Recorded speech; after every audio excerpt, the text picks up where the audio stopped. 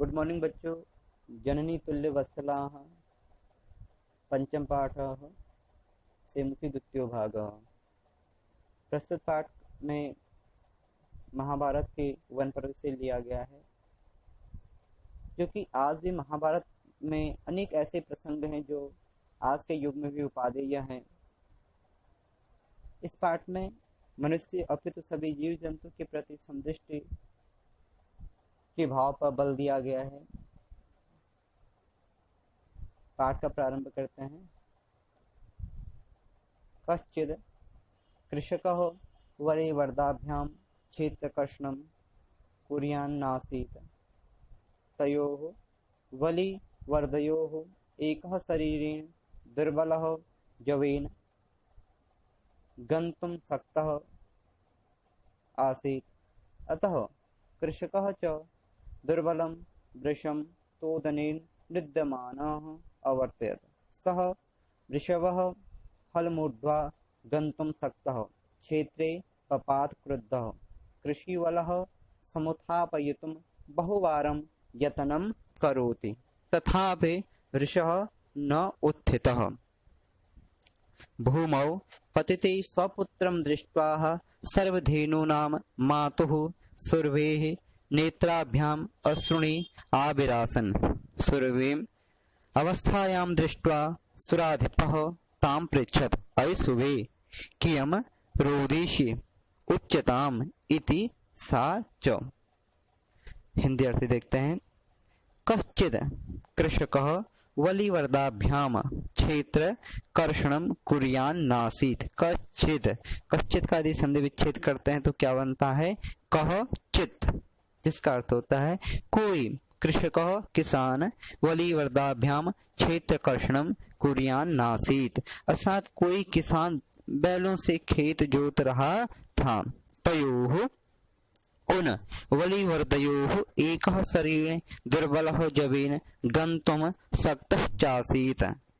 और उन बैलों में एक बैल शरीरेण शरीर से दुर्बलः कमजोर जवेन गन्तुं शक्तः चासीत् और तेज चलने में असमर्थ था।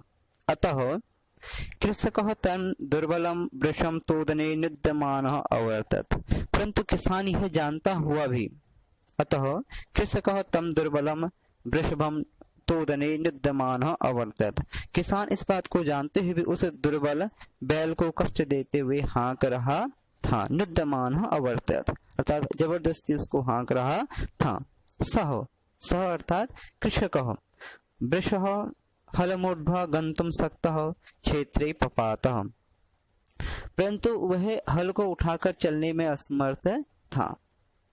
आगे देखिए, क्षेत्रे पपातः और वह खेत में गिर गया। क्षेत्र अर्थात क्षेत्र शब्द से अर्थ खेत में गिर गया। क्रुद्धः कृषिवलः समुत्थापयितुं बहुवारं यत्नं करोपि तथापि वृषः न उत्थितः। संधि विच्छेद बनेगा न उत्थितः। क्रुद्धः अर्थात क्रोधित में, अगर क्रोध में आकर, कृषिवलः अर्थात जो है किसान था, समुत्थापयितुम उसको बार बार उठाने का, बहुवारम यत्नम करोति बहुत बार प्रयत्न करता है, अर्थात वह क्रोधित किसान उसको बार बार उठाने के लिए बहुत बार प्रयत्न किया। तथापि वृषः न उत्थितः परंतु वह बैल नहीं उठा। क्या अर्थ हुआ इसका? देखिए, कोई किसान बैलों से खेत जोत रहा था। उन बैलों में एक बैल शरीर से कमजोर और तेज चलने में असमर्थ था। अतः किसान उस दुर्बल बैल को कष्ट देते हुए हाँकने लगा। वह बैल हल को उठाकर चलने में असमर्थ था, अतः वह खेत में गिर पड़ा। क्रोधित किसान ने उसको उठाने के लिए बार बार प्रयत्न किया तो वह बैल नहीं उठा। आगे देखिए, भूमौ पतिते स्वपुत्रम दृष्ट्वा अर्थात भूमि पर गिरा हुआ स्वपुत्रम अपने पुत्र को दृष्ट्वा देख कर सर्वधेनूनां मातुः सुरभिः नेत्राभ्याम आश्रुणि आविरासन। सर्वधेनूनां सभी गायों की जो माता है सुरभि, कौन है? सर्वी माता, जो गायों की माता है, सुरभि नेत्राभ्याम, आंखों से अश्रुणी आविरासन, आंसू आने लगे। सुरभिम अवस्थायाम दृष्ट्वा, सुरभि ने उस अपने पुत्र की इस अवस्था को देखकर सुराधिपः ताम पृच्छत, तथा सुरभि की इस अवस्था को देखकर सुराधिपः, सुराधिपः अर्थात इंद्र, ताम पृच्छत, इंद्र ने पूछा, अय सुभे, सुरभि से इंद्र ने पूछा, अय सुभे, हे प्रिय,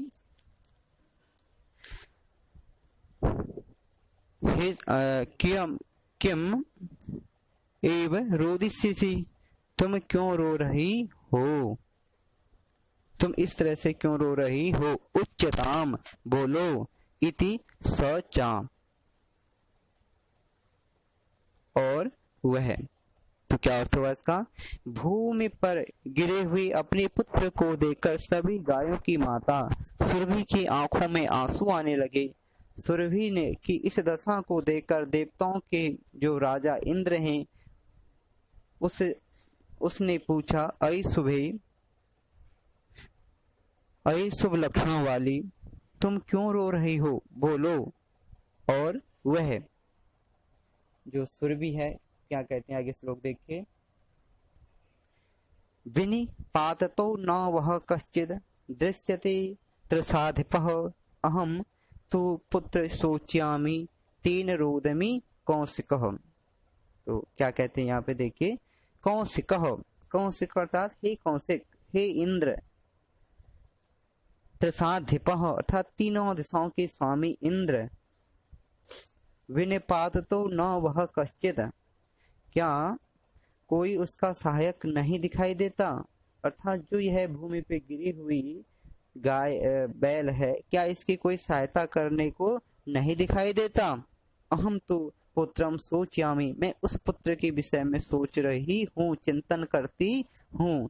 तेन रोदमी, इसलिए अतः मैं रो रही हूँ। क्या कहा उन्होंने, कौशिकः संबोधन का प्रयोग है, हे कौशिक, त्रसाधिपः तीनों दिशाओं के स्वामी इंद्र, विनिपात तो न वह कश्चित, क्या कोई उसका सहायक नहीं दिखाई देता। अहम तो पुत्रम सोच्यामि, मैं अपने पुत्र की चिंता करती हूँ। तेन रोदमी, इसलिए रो रही हूँ। आगे देखिए, भोवासौ पुत्रस्य दैन्यं दृष्ट्वा अहम रोदमी, सह दीनः इति जानन् अपि कृषकः तं बहुधा पीडयति, सह कृच्छेण भारमुद्वहति, इतरमेव धुरां वोढुं नः सह न शक्नोति, एतद् भवान् पश्यति न इति प्रत्युवोचत। भद्रे न्यूनं सहस्राधिकेषु पुत्रेषु सत्स्वपि तौ अस्मिन्नेव एतादृशं वात्सल्यं कथम् इति इंद्रेण पृष्टा सुरभिः प्रत्युवोचत। इसका हिंदी अर्थ देखिए, भू वासव, हे वासव, हे इंद्र, पुत्रस्य दैन्यम दृष्ट्वा अहम रोदमी, मैं अपने पुत्र की दीनता को देखकर रो रही हूँ। सह दीनः इति जानन अपि कृषकः तं बहुधा पीडयति, सह दीनः वह लाचार है, इति जानन अपि यह जानते हुए भी, कृषकः किसान, तम बहुधा, तम अर्थात उसे, बहुधा पीड़यति अर्थात अनेक बार पीड़ा देता है, अनेक बार कष्ट देता, अनेक बार पीटता है, बार बार उसको पीटता है। सहकृच्छेण, वह किसान, सहकृच्छेण भारम मुद्वहति अर्थात वह कठिनाई से भार उठाता है। इतरमेव धुरम बोढ़ुम न शक्नोति अर्थात वह भार उठाने में असमर्थ है, अर्थात वह इस जुए का भार को उठाने में समर्थ नहीं है। एतद् भवान न पश्यति, क्या यह आपको दिखाई नहीं दे रहा है। इति प्रत्युवोचत अर्थात ऐसा उत्तर दिया। आगे देखिए, हे प्रिय भद्रे, तो भद्रे अर्थात प्रिय, हे प्रिय न्यूनम, न्यूनम अर्थात अव्यय पद है, निश्चित ही सहस्राधिकेषु, आपके तो हजारों पुत्र, हजारों सहस्राधिकेषु पुत्रेषु सस्वपि तव अस्मिन् एतादृशं वात्सल्यं कथम, आपके तो हजारों पुत्रों के रहने पर भी तुम्हारा तव अस्मिन् एतादृशं वात्सल्यं कथम, तुम्हारा ऐसा प्रेम इसमें क्यों है। इंद्र ने पूछा, हे सुबे, हे प्रिय, निश्चित ही तुम्हारे तो हजारों पुत्रों में होने पर भी तुम्हारा ऐसा प्रेम इसमें क्यों है। तो इति इंद्रेण पृष्ठा सुरभि, ऐसा इंद्र ने सुरभि से पूछा। प्रत्यवोचत, और सुरभि ने कहा, यदि पुत्र सहस्त्रम में सर्वत्र सम्मेव में दीनस्य तु शतः शक्रः पुत्रस्याभिधिका कृपाः। क्या कहा,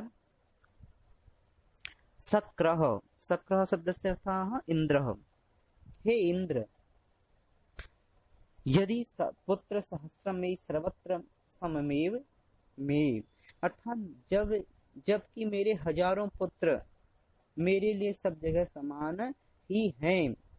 इंद्र ने पूछा, यदि पुत्र सहस्त्र में सर्वत्र सम्मेव में दीनस्य तु शतः शक्रः पुत्रस्या अभिधिका कृपा, अर्थात जब राजा इंद्र ने सुरभि से पूछा कि आपके तो हजारों पुत्र हैं, परंतु इस पुत्र पर इतना प्रेम वात्सल्य क्यों। तो सुरभि ने कहा, यदि पुत्र सहस्त्र में सर्वत्र सम्मेव में दीनस्य तु शतः शक्रः पुत्रस्या अभिधिका कृपा, हे इंद्र, जबकि मेरे हजारों पुत्र मेरे लिए सब जगह समान हैं। सर्वत्र शब्द से अर्थ सभी स्थानों पर, सममेव में ही अर्थात समान ही हैं, परंतु दीनस्य तु सतः पुत्रस्या अभिधिका, पुत्रस्य अभ्यधिका कृपा, परंतु जो कमजोर पुत्र हैं, दीनस्य तु सतः अर्थात जो कमजोर पुत्र हैं उनके प्रति मेरी अधिक कृपा है। क्या हुआ अर्थ है, हे इंद्र, जबकि मेरे हजारों पुत्र मेरे लिए सब स्थान पर समान हैं, परंतु जो कमजोर हैं, जो दीन हैं, जो दुर्लभ हैं, ऐसे पुत्र के प्रति मेरी अधिक कृपा होती है।